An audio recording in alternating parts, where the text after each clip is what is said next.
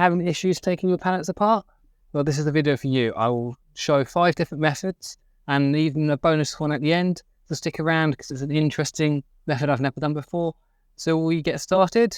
Well, a user commented on one of my old videos asking if they've got any tips on how to take them apart.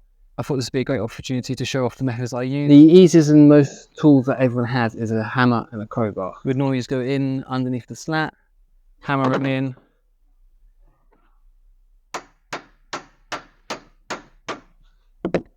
and then pull down to lift it up. You also got to think about the way the pallet's made, because some pallets have got quite long nails on and they've been bent back, where this one you're lucky, if you can see that on camera, they only stick out very slightly, so pulling this one apart should be quite easy. But some of them, the nails have gone all the way through and then have been like hammered around, so that's a lot harder to take apart. But most of the time this is my go-to. Method 2, the pallet buster. This is just a cheap one, which is actually more of a for removing floorboards, and it just came from the local DIY shop as well, but only on certain pallets.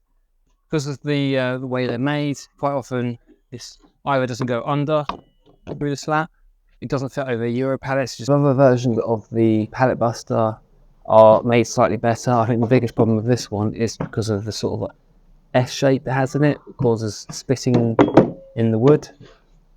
So some of the other ones I've seen are just a straight bar, which I think will end up being a lot better. It's only really good on sort of the sort of cheap one-use pallets. So the third method is the good old circular saw. Circular saw is good because quite often you get split ends on pallets where you can price them apart. By just chopping them straight off, you don't have to deal with that, but it also means your stock will be shorter because you've cut them off. But quite often I like leaving them on, because if you put them through a thicknesser and you get some snipe, you can cut them off anyway, but it's a lot quicker taking it apart, and then you just pop it off the middle slat. Crowbar and a hammer, or use the pallet buster. I hope you're enjoying the method so far, and if you could hit that subscribe button, that would really help out the channel. And let's get back to the next method. Method number 4 is using one of these saws. We're going to get a crowbar to raise up the slat slightly, give you enough room to then get this down, and you just chop all the nails off. But the issue with doing that is that if you're trying to use the blocks, not so much on this one because it's like a chipboard. If you want like the solid wood block, you get bits of nails stuck in there. That means they then become useless really, and you can't really use them. So it's up to you what sort of method you want to use. And then method number 6 is really just use a mixture of all of them, just because each pallet is different. Some slats come off easier at one end and you get problems in the middle, so then you move to a different method. You know, I try not to do this one so much because quite often I try and keep the middle blocks, but also some pallets have like runners down them. Quite a lot of American pallets do, and some of the smaller single pallets do. I couldn't find one for this video, and quite often I use them for making and stuff, so quite often I want to try and keep them. So as for using this sort of method on those sort of pallets, it's so good. But if it's a solid wood, quite often the pallet buster works quite well on them.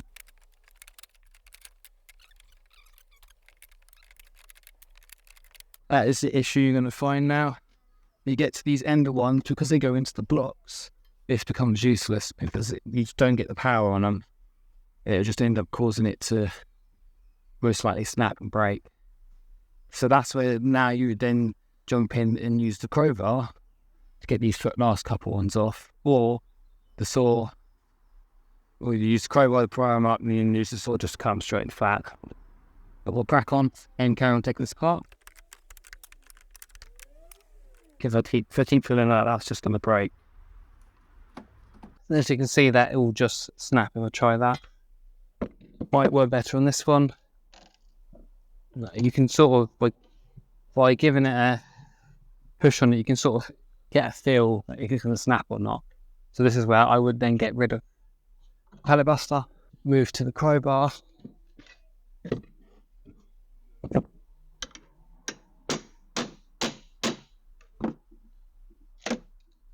And there you go, I've broken it anyway.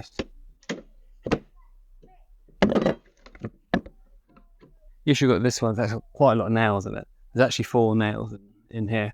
There's 2 smaller ones and then the 2 big ones. 2 smaller ones would be the same as what was used to hold these ones on. and then the bigger ones will probably go about halfway into this block. So most of these will probably break at trying to get these apart. The easiest thing to do probably would just be to use a circular saw. Then you could just chop them straight off and then try and see if you can still keep the length. We'll try that now. Obviously, you don't have to use a circular saw. You could use a jigsaw, that would also work. You get enough wiggle room in there. And then you can use the saw, just come straight down and cut the nails. Or you get crowbar and knife.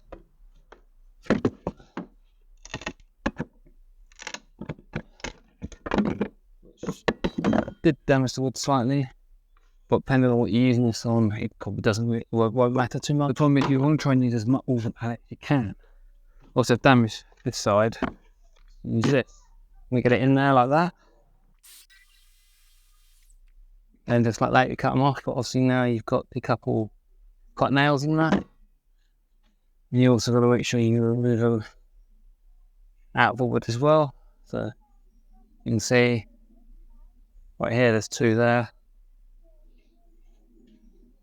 And obviously you can just use a crowbar on these.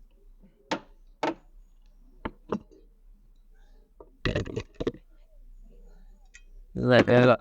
Tell her what nail was. So it goes in about halfway into the wood. So it will obviously cause quite a lot of issues. That's why the pallet comes apart when using the pallet buster. Obviously, if you use a mixture of different techniques, it works out quite well. So that is also quite good. And that is for these sort of Euro size pallet, which is 1 meter 20 by 90. So that's mostly the sort of pallets I find here in the UK. But obviously, you do also get the smaller one, like I showed earlier.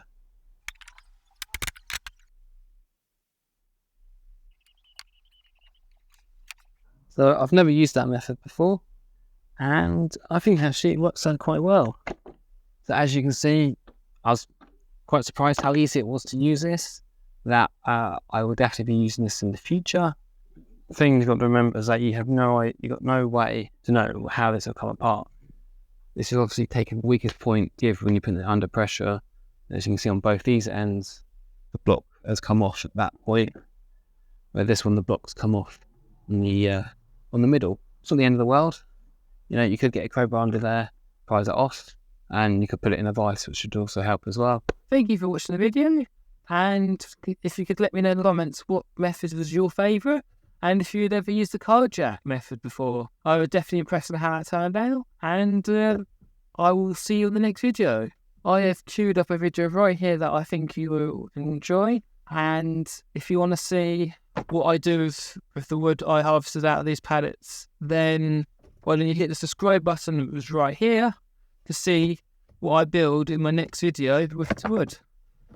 Thank you for watching, and I'll see you on the next one.